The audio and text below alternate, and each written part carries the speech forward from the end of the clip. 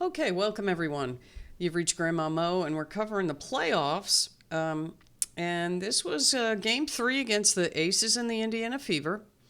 And the Aces pretty much went out to a lead and then just never gave it up. It was, you look at it by quarters, and the Aces outscored them 20-16. Indiana came back a little bit in the in the second, outscored them 18-15. But then the Aces outscored them in the third and fourth, 24-22, and then 25-16.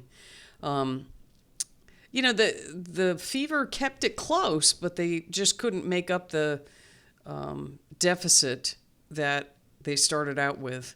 And it was a good all-around game. It was exciting to watch, but for this game, Jackie Young showed why she's an all-star and why she's one of the best players in the WNBA. She had 25 points. She shot 64% from the field. Just terrific game from Jackie Young. She has been... A'ja Wilson gets all the credit and everything, and, as she should. But, Jackie Young has been consistent like all year long. And she has just been... The Aces have been able to count on her every single game. Most of the difference in the Aces has been the other contributions, which I've mentioned in other games that I've covered for the Aces. But in this game, they got contributions. They had, 5 players in double figures. And Alyssa Smith had a really good game. She also shot 61%. She was 8 for 13 from the floor. 16 points, 4 rebounds. And then you had A'ja Wilson. She only had 13 points in this game. But, this is why it's a team game. You need more than just one person, and one person can't do it all the time. And she shot really poorly. She was 6 for 20. You're shooting that bad. You shouldn't be taking 20 shots, but this is how the Aces are designed. They are designed to go to A'ja Wilson, and she normally, she'll get her 30 points.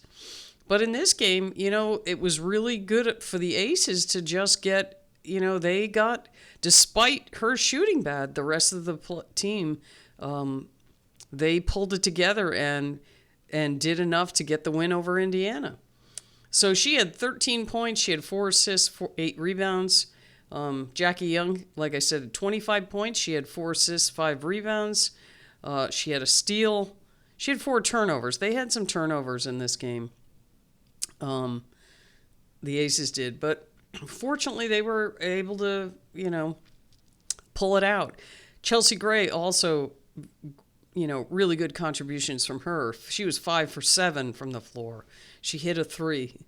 15 points, 6 assists, 3 rebounds, 2 steals. And then the other playing double figures was Dana Evans. She was 3 for 5, 4 for 4 at the line. She had 10 points and 5 assists. So good all-around team game from the Aces in this one. The Fever only had 3 players in double figures. And this is where, when the Fever win, they play well, they get contributions from other, more than just 2 or 3 players. They get contributions from everyone. This was a really good game for Lexi Hull. She was 6 for 10. She was 3 for 6 from 3. I have really liked what I've been seeing this season from Lexi Hull. She's always Lexi Hustle. Just all the time. She's all over the floor. She's sometimes looks like a pinball in a pinball machine, just bouncing around all the time. But she got a double-double in this game. She had 10 rebounds and 16 points. She ended up fouling out, but she also had 4 assists. She had a steal. Howard, they needed more from Howard. Howard only had 5 points. When they win, Howard has more points than 5 points. She also had 5 rebounds. She was 2 for 4. Then Aaliyah Boston had 12 points. She ended up with 3 turnovers, a steal, 4 assists, and 8 rebounds. But she was 5 for 16, which is only 30%. When you figure almost all of her shots are within 5 feet of the basket, that's, But her and Asia Wilson kind of evened each other out because they were both not playing great. Or not, it's not that they weren't playing well, but they were shooting well. Kelsey Mitchell, standard kind of games for her lately, although she didn't shoot well either. She was 8 for 26, which is 30%. She was only 3 for 11 from 3. So that definitely hurt the Fever. That, and combined with they just didn't get enough points from everybody else. So the rest of their team, Odyssey Sims was 0 for 7. She only had 2 points, 4 assists. 4 rebounds and 2 assists. Timpson, she's been getting some more playing time in the playoffs. She played 17 minutes. She had 5 points. She had 4 rebounds. So Shea Petty, 8 points. She had 3 assists, 2 rebounds. She was 2 for 4. 21 minutes she played. And then Brianna Turner, she got 10 minutes. She scored a hoop. And then Ariel Powers just had a foul shot. So that one wraps this one up. The Fever end up losing to the Aces, 84-72. And the Aces are now up 2-1 in the series. And we're going to be going to Game 4. And the Fever are going to have, it's going to be a must-win. And I wanted to check something else out here. See what the team's shooting percentages were. Yeah, the Aces shot 50% from the floor. The Fever only shot 35%. That's going to do it, The Aces also had more points in the paint, 48-34. Turnovers were even. Points off turnovers were even. Let's see, how many turnovers were even, 14 apiece.